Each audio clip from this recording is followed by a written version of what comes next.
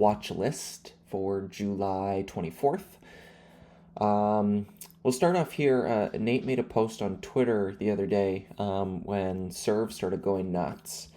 And he was saying like how the sympathy plays that are following it, the time frame on them will start to get shorter and shorter. So Serve caught everybody off guard. Small caps, they were kind of, they had enough attention, but they weren't super crazy. So you get this first move that goes from the twos and it goes all day and then gaps up day two.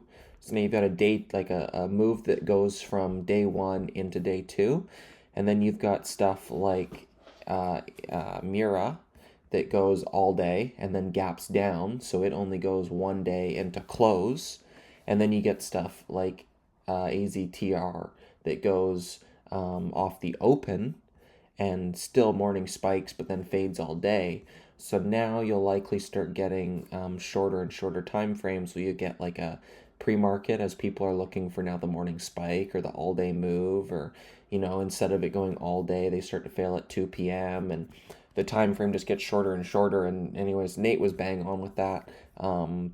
So good sort of bias flip there in terms of the small cap summer. So AZTR and ADIL, one day failed spikers, take those things off watch. They didn't really hold up. CMAX,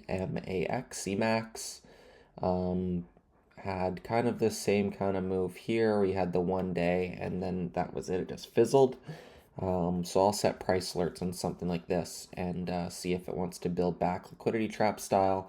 Something like Mira, I think I'm more likely to pay T+1 tomorrow, given, first of all, the liquidity trap on the daily, and given where most of the volume was traded on day one, down here, looking at the volume profile, it's now holding these mid twos, and there's not a whole lot of bag holders up here, given most of the volume traded here off open sub $2. So I still think longs are in control here. So if this thing were to hold prior day's lows, I think we could get a T+1 style squeeze out tomorrow. Serve, I had traded some today. I had put some on. So prior close here was 870s, right around here.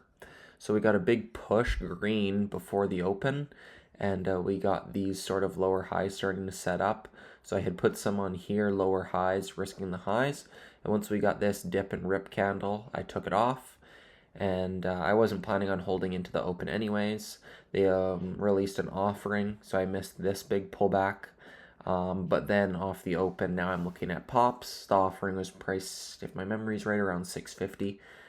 So I was leaning back into these pops back, and I didn't cover enough into the pre-market lows. I was looking for a lot lower, given this was a first red day setup for me, and it just ground back. So I took a loss on the rest, apart from what I covered there.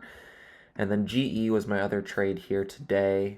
It was a very nice big picture breakout. Earnings this morning, volume increase, pocket pivot, episodic pivot, whatever you want to call it, broke over daily highs, broke through the wedge, and it also aligned with this opening range break where you get this push, a couple wicks off open, and once it broke this consolidation range, I joined some in the 160s. I scaled through the breakout level, and I'm currently swinging some. This will be a big picture idea unless this thing completely fails trend. My goal is to swing this for a few days or into some sort of speed up parabolic. I really like this daily chart, and it's proven that it can trend nicely. So plans tomorrow will be GE, potential scales, and Mira, potential T+1 will likely be my two main watches for tomorrow.